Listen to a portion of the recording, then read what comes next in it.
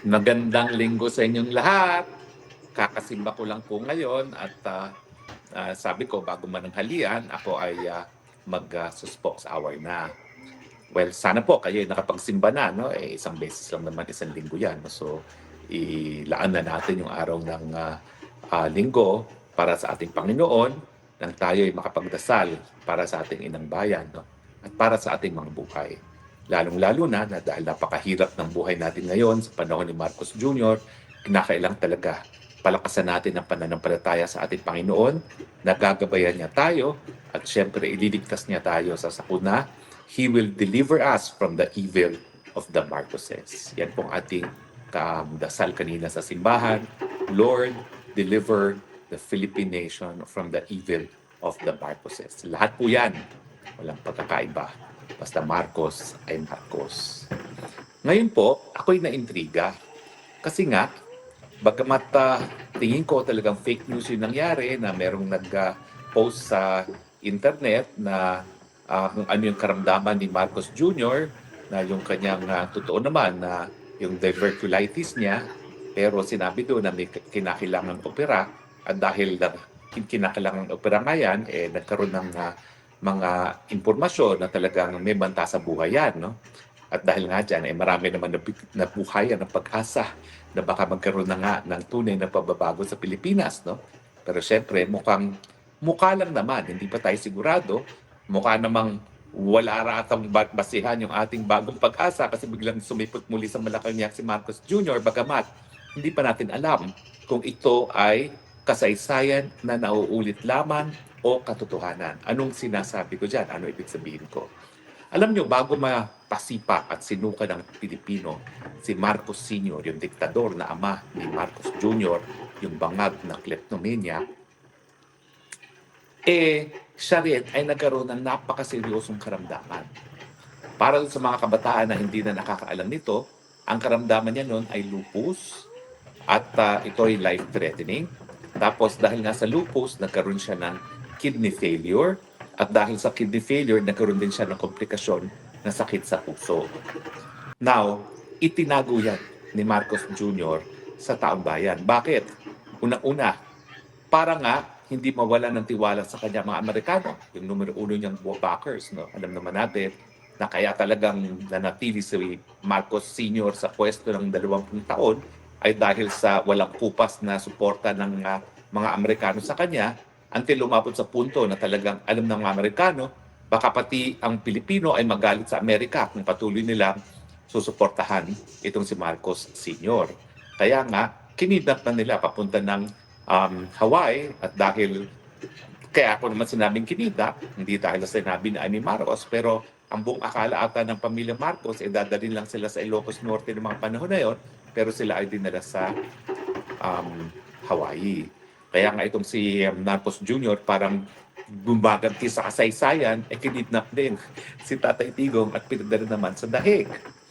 Pero bago talaga sila nasipa sa pwesto, matindi ang karamdaman ni Marcos Sr. Pero alam niyo ba, bilang isang kabataan ng mga panahon na yon, hindi namin alam kung anong tunay na kalusugan ni Marcos Sr. kasi nga itinatago nila. Pero kapansin-pansin naman sa itsura niya kapag siya ay paminsan-minsan na umaapir sa telebisyon na medyo maga ang kanyang mukha.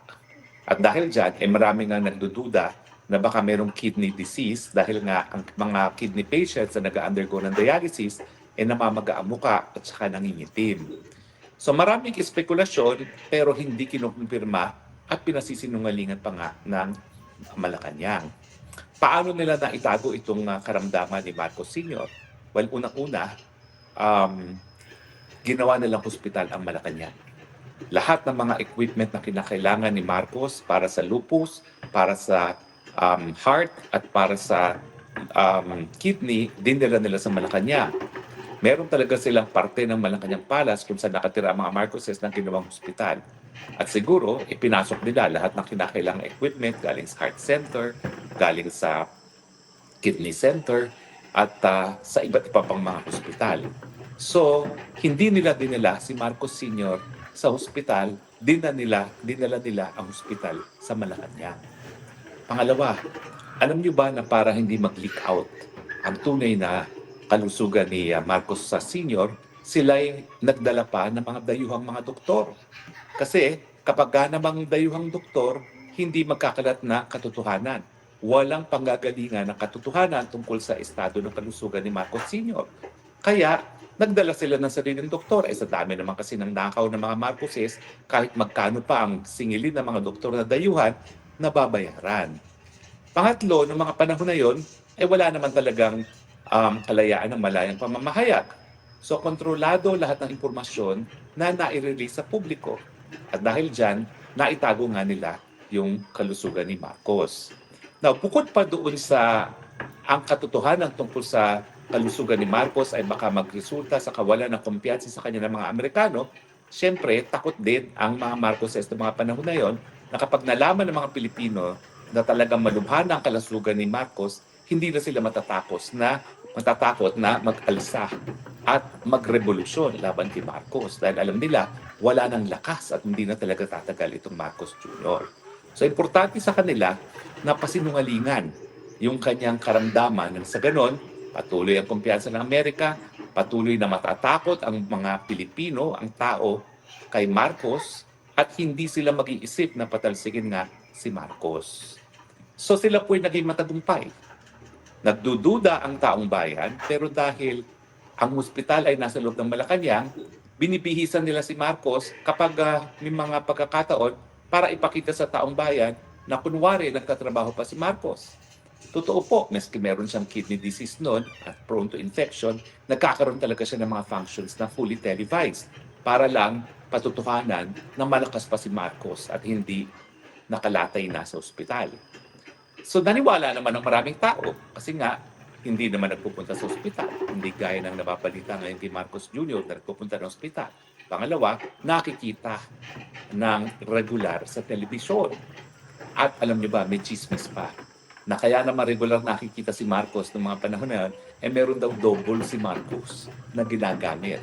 At ang ginagawa ay talagang kinukunan lang yung yung double at hindi naman pinagsasalita. Kasi pag pinagsalita yun, mapapansin na iba talaga ang pamamaraan ng pagsasalita at malalaman na hindi si Marcos talaga yun.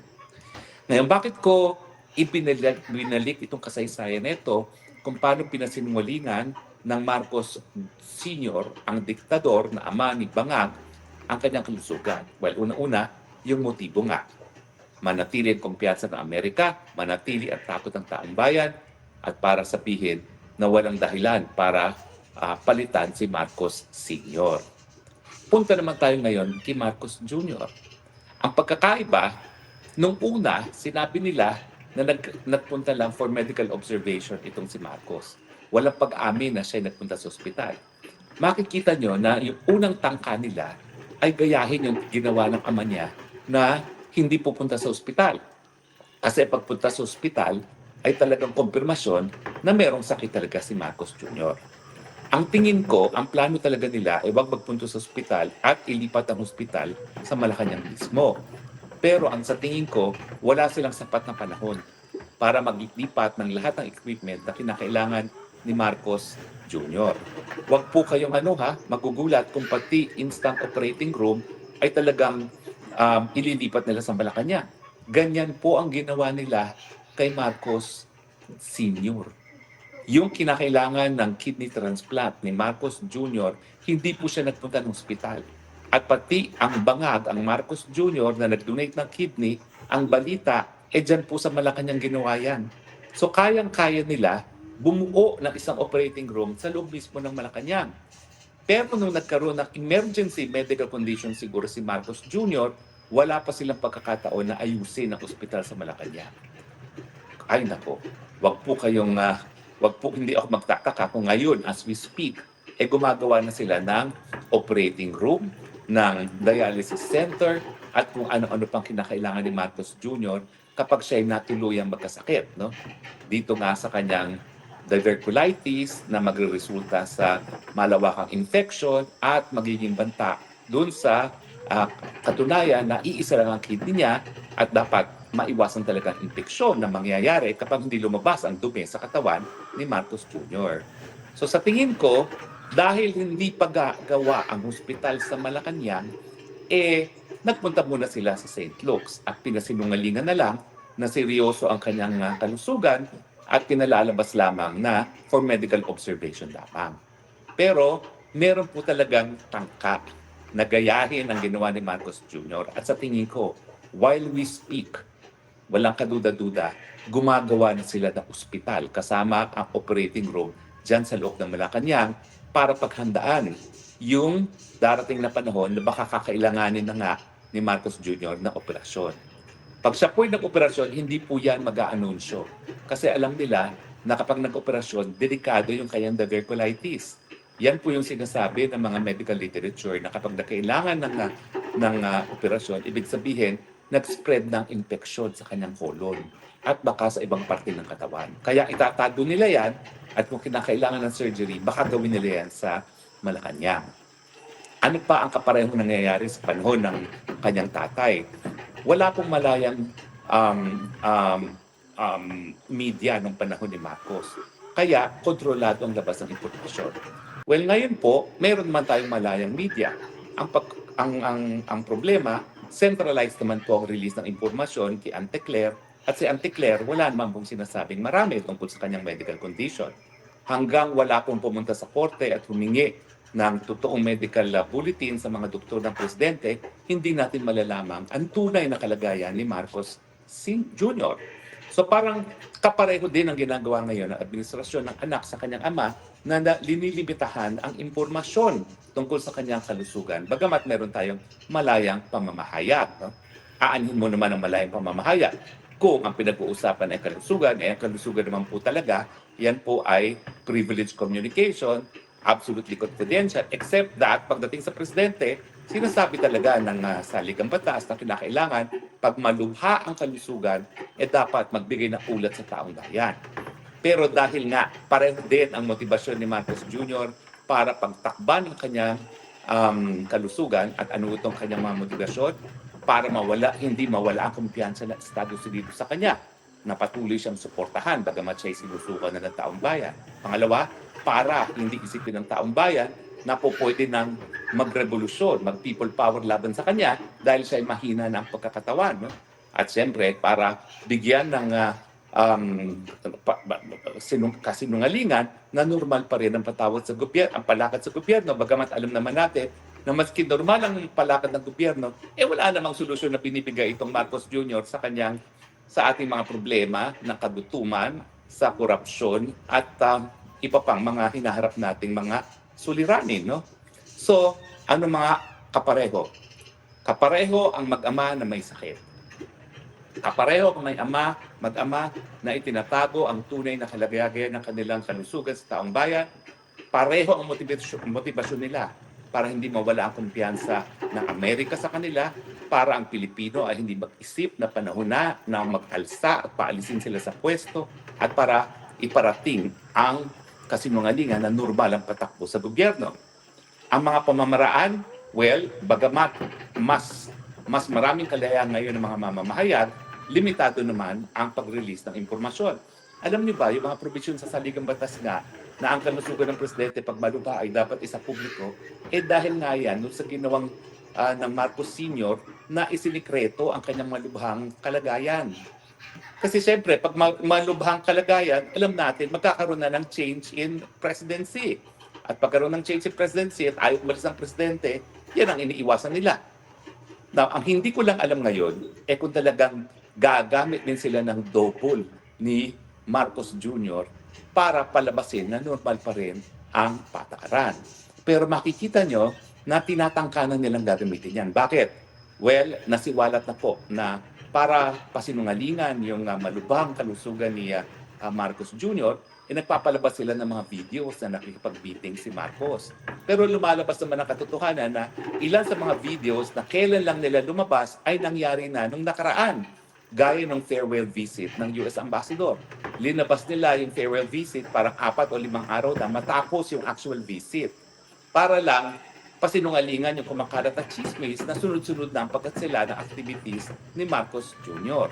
So pareho din ang ginagawa nila ngayon na pinalalabas na normal pa rin ang kalusugan para hindi mag-isip ang taong bayan na wow, yung mga yung mga nananahimik dati na talagang sawan-sawa na, pikon na, at punong-puno na sa mga kabalbalan ni Marcos, wag isipin na mahihirapan sila na mag-people power laban sa kanya. So nakikita niyo po para talagang nauulit-uli ang kasaysayan. Tayo naman, kaya naman natin binago na nga yung saligang batas para gawing obligasyon na ng presidente na magbigay ng impormasyon tungkol sa kanyang kalusugan pag meron siyang malubhang kalusugan, para yung taong bayan ay makapaghanda doon sa pagpalit ng tao na magiging pinakamakapangyarihan sa ating bayan. Ngayon naman po, meron naman tayong number 1, malinis, number 2, abogado, number 3, minapatunayan ng kakayahan na Vice President na magiging susunod na presidente kahit pa pumanaw na ang Marcos Jr. In fact, walang dahilan para tayo matakot kung mawala si Marcos Jr. dahil si Marcos Jr. na wala namang nagawang matino sa ating bayan. Puro kapalpakan. At kaya nga marami sa atin na excited na magpalit na ng presidente dahil alam naman natin na bagamat mas bata itong si Inday Sara Duterte at mas kakaunti ang karanasan sa pamumuno, ang katunayan niyan, hindi naman siya walang karanasan. 2-time mayor, 1-time vice mayor, vice president, okay? And siguro for 2 years, Secretary of Education. Bukod pa dyan, unlike Marcos Jr., hindi lang college graduate si Inday Sara Duterte, abogada pa, pumasa pa ng bar exam. So, bilang tagapagpatupad ng batas, alam niya kung anong ipapatupad niya dahil siya ay abogado. Yan naman po hindi nagawa ni Marcos Jr. at hindi nga natapos man lang ng kolehiyo. At siyempre, ang persepsyon ng tao, hindi gaya ng pamilyang Marcos, ang pamilyang Duterte ay hindi po kleptomania. Alam niyo yung kleptomania? Yung addict sa pagnanakaw. Kinikilala po natin ang mga Duterte dahil sa kanilang malinis na pamumuno. Hindi man sila perpekto, maraming binabato sa kanila, pero ang katunayan niyan, walang pwedeng bumato sa kanila na sila'y corrupt. At siyempre, alam natin na may political will ang Duterte na kapag sinabi nila na gagamitin nila ang kapangyarihan ng presidente para itaas ang antas ng kabuhayan ng mga Pilipino, yan po ay gagawin nila. So mga kaibigan nakikita natin kung paano nauulit ang kasaysayan at kung paano pinaghahandaan talaga ni Marcos Jr. na gawin ang lahat ng ginawa ng kanyang ama para pagtakba ng kanyang kalusugan dahil sa kanilang kagustuhan na huwag maging presidente ang isa na namang Duterte.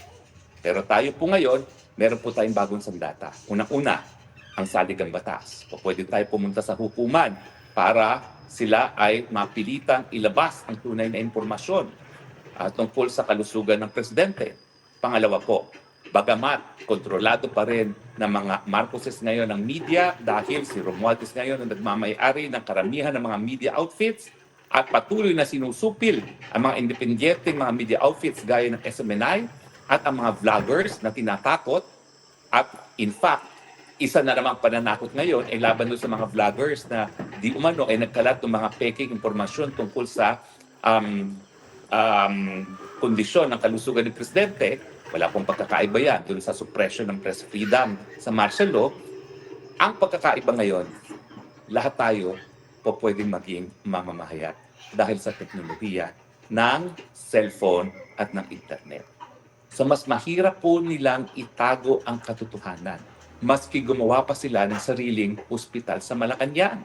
Dahil tayo ngayon, pinagpala na ng Panginoon ng sandata laban doon sa mga kasinungalingan na ikakalat nila tungkol sa kalusugan ni Marcos Jr. Well, ngayon po'y linggo, tayo nagsimba.